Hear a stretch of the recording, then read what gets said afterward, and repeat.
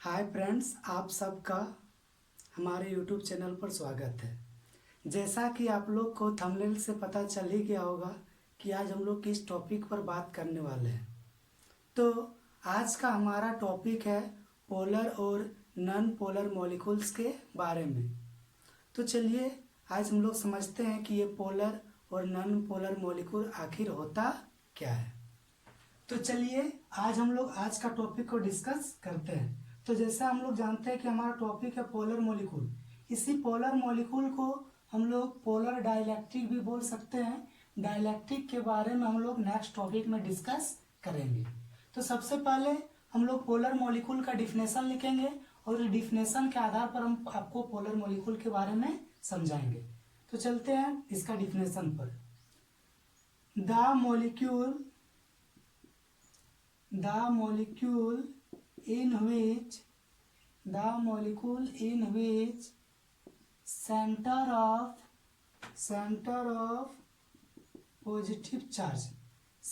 of positive charge does not coincide. The molecule in which center of positive charge does not coincide with the center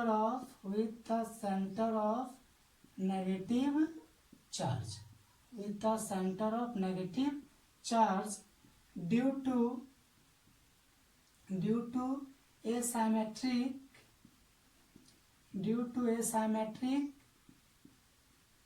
shape of the molecules.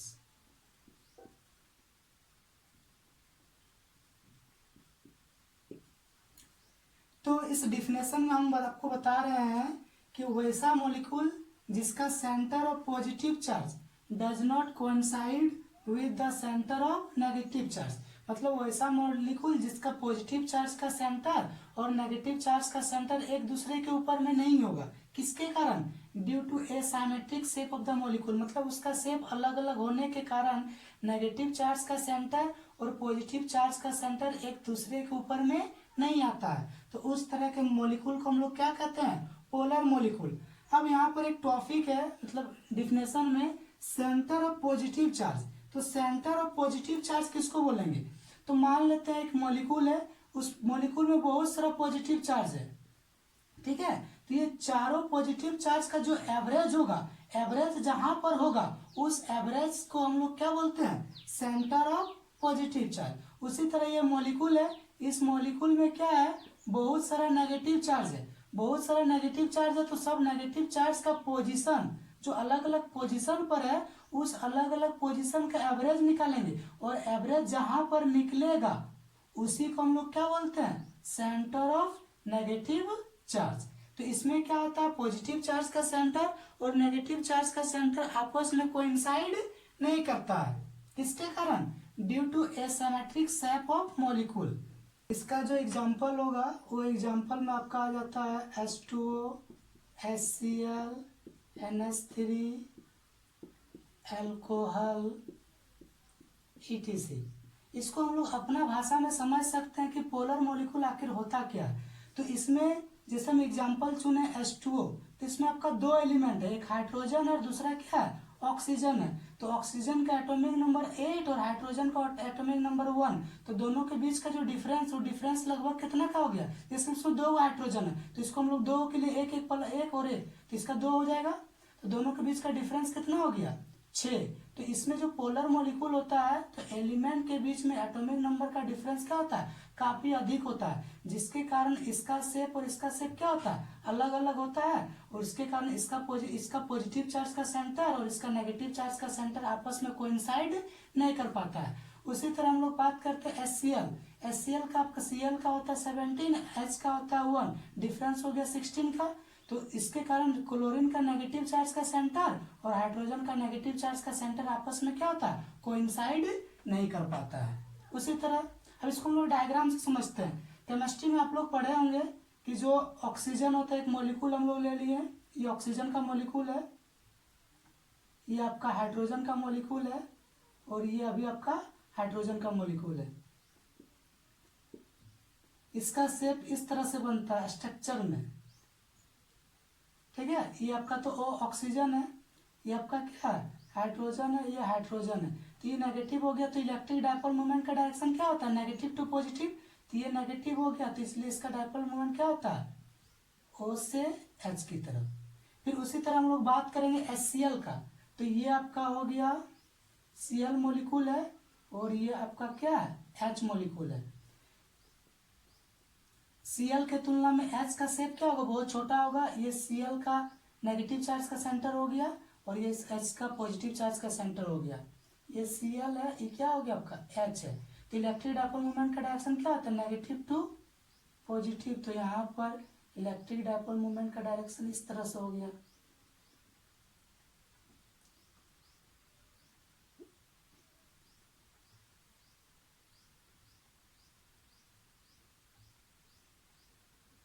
ठीक है, तो इसी तरह ये देखो ये नेगेटिव चार्ज का सेंटर यहाँ पर है, पॉजिटिव चार्ज का सेंटर क्या है यहाँ पर। तो ये दोनों आपस में एक दूसरे पर कोइंसाइड नहीं कर पाता है, ठीक है।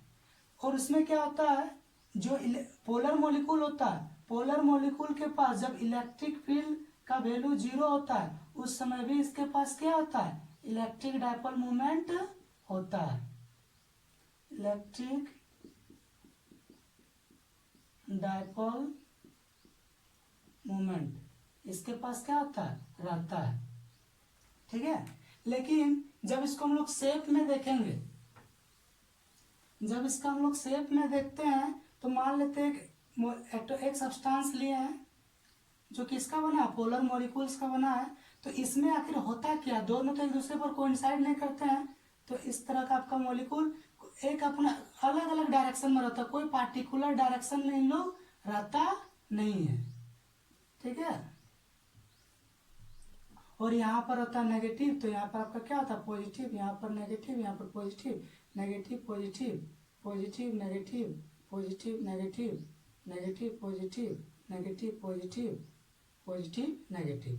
कब, जब इसके पास इलेक्ट्रिक फील्ड का वैल्यू क्या होता है 0 होता है, लेकिन इसके पास डायपोल मूवमेंट है क्योंकि नेगेटिव चार्ज और पॉजिटिव चार्ज थोड़ा सा क्या है डिस्टेंस पर रहता है, मतलब एक दूसरे पर कोइंसाइड नहीं कर पाता है। लेकिन जब इस पर हम लोग इलेक्ट्रिक फील्ड को अप्लाई कर देते हैं, जब इस पर हम लोग क्या करते हैं इलेक्ट्रिक फील्ड को अप्लाई करते हैं, ठीक है, नॉट इक्वल टू 0, तब क्या होता है इसका शेप पहले इस तरह था ना, अब इसका शेप बदल कर इस तरह होता है। सब का डायरेक्शन किधर आ जाता है इलेक्ट्रिक फील्ड के डायरेक्शन पर।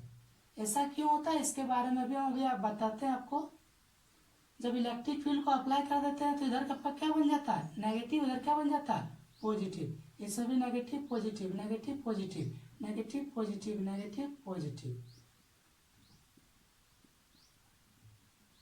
और इधर इलेक्ट्रिक फील्ड का डायरेक्शन तो होता है पॉजिटिव टू नेगेटिव और डायपोल मूवमेंट का भी डायरेक्शन क्या होता है नेगेटिव टू पॉजिटिव। और जब electric field not equal to 0 होता है तब electric direction of electric field और डायरेक्शन ऑफ इलेक्ट्रिक डायपोल्स दोनों क्या होता है एक ही लाइन पर आ जाता है। ऑब्जेक्टिव में आपका क्वेश्चन पूछ सकता है कि पोलर मॉलिक्यूल में जब इलेक्ट्रिक फील्ड का वैल्यू 0 होता है तब उसके पास इलेक्ट्रिक डायपोल मूवमेंट होता है या नहीं होता।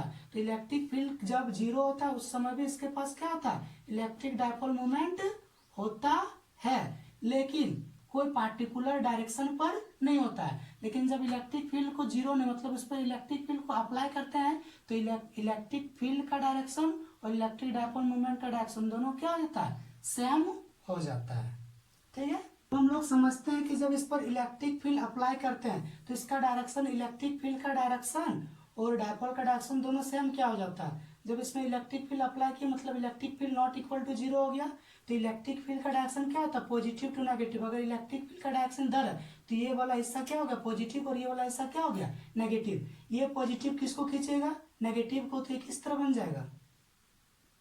उसी तरह ये पॉजिटिव किसको खींचेगा नेगेटिव को, तो इस तरह बन जाता है। जिसके कारण क्या होता है इलेक्ट्रिक फील्ड का डायरेक्शन और इलेक्ट्रिक डायपोल का डायरेक्शन दोनों क्या होता है एक ही डायरेक्शन पर आ जाता है। अब हम लोग डिस्कस करेंगे नॉन पोलर मॉलिक्यूल्स के बारे में।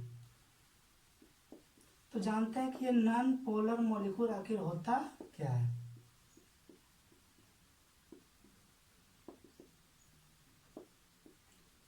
तो इसका डिफिनेशन पहले लिखते हैं, the molecule in which centre of positive charge, the molecule in which centre of positive charge coincide with the center of negative charge। ठीक है, तो इसका जो शेप होता है, इसका शेप लगभग इस तरह से होता है, मतलब यहीं पर दोनों रहता है, प्लस भी रहता है और माइनस भी रहता है। तो इसका एग्जाम्पल में आपका हो जाएगा, ऐसा इसलिए होता है क्योंकि जब इसमें हम लोग जो एलिमेंट चुनते हैं, दोनों के बीच का जो एटॉमिक नंबर का डिफरेंस होता है ना, लगभग बहुत कम का होता है, जिसके कारण दोनों मॉलिक्यूल का शेप क्या होता है, एक ही जैसा होता है। इसलिए पॉजिटिव चार्ज का सेंटर और नेगेटिव चार्ज का सेंटर दोनों क्या होता है, एक ही जगह पर आ जाता है। इसका एग्जाम्पल में आपका होता है O2 H2 CH4 benzene etc। ठीक है, जैसे हम लोग O2 को चुनेंगे तो या फिर H2 को ही चुनते हैं, तो ये हाइड्रोजन का एक मॉलिक्यूल हो गया, ये दूसरा हाइड्रोजन का मॉलिक्यूल हो गया।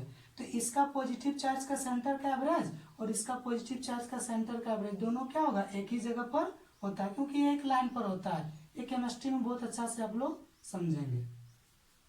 फिर उसी तरह हम लोग बात करेंगे CH4, तो CH4 में C अपना जगह पर रहता है, ये C का मॉलिक्यूल हो गया, ये H का मॉलिक्यूल हो गया, ये भी H हो गया, ये भी H हो गया, ये भी H हो गया।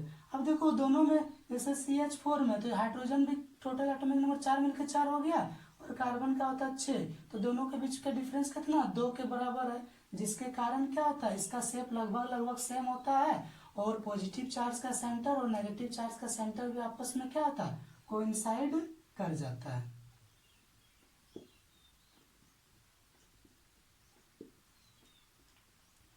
ठीक है, अब जब इसके आपका H हो गया, इसका जब हम लोग बॉन्ड बना के देखते हैं केमिस्ट्री में, तो हाइड्रोजन का इस तरह बॉन्ड बनता है और CH4 का इस तरह से बनता है। अब देखो, जब इलेक्ट्रिक फील्ड का वैल्यू 0 होता है, इलेक्ट्रिक फील्ड का वैल्यू कितना होता है, 0 होता है, तो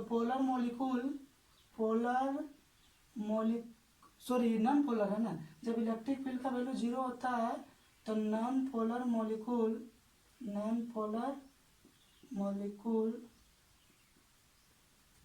हैव 0 डायपोल मोमेंट।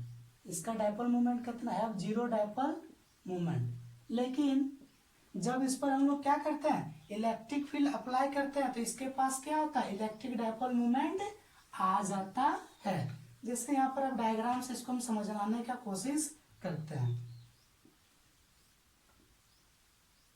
ये कब है, जब इलेक्ट्रिक फील्ड का वैल्यू कितना है, 0, तो इसमें क्या होता है, मॉलिक्यूल सब इस तरह से होता है, पॉजिटिव नेगेटिव एक ही जगह पर होता है।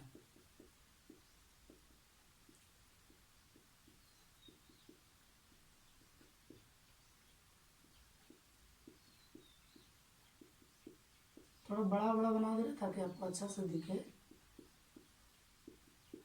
ठीक है, अब क्या करते हैं, जब इस पर हम लोग इलेक्ट्रिक फील्ड को अप्लाई करते हैं, जब इलेक्ट्रिक फील्ड को अप्लाई करेंगे, तो सपोज दैट इलेक्ट्रिक फील्ड का डायरेक्शन इधर है, पॉजिटिव टू नेगेटिव, इसके पास इलेक्ट्रिक फील्ड है नॉट इक्वल टू 0, तब क्या होगा, इलेक्ट्रिक फील्ड का ये वाला ऐसा पॉजिटिव है, ये वाला ऐसा नेगेटिव है, तो पॉजिटिव क्या करेगा, नेगेटिव को खींचेगा, तो इसका शेप थोड़ा सा ब्रेक कर जाता है और इस तरह से बन जाता है।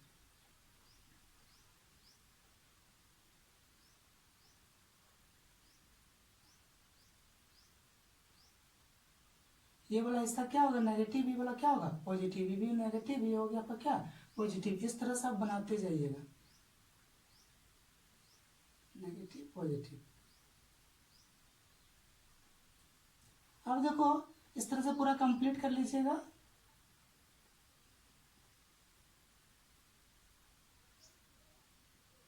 अब इसके पास क्या हो गया, जब इलेक्ट्रिक फील्ड का वैल्यू नॉट इक्वल टू 0, तो इसके पास क्या होता है, डायपोल मोमेंट भी नॉट इक्वल टू 0, मतलब इसके पास अपना डायपोल मोमेंट होता है। लेकिन ये जो डायपोल मोमेंट है ये उतना ही देर तक रहता है जितना देर तक इस पर क्या होगा, इलेक्ट्रिक फील्ड अप्लाई करेगा। और ये था मेरा पोलर और नॉन पोलर मॉलिक्यूल्स।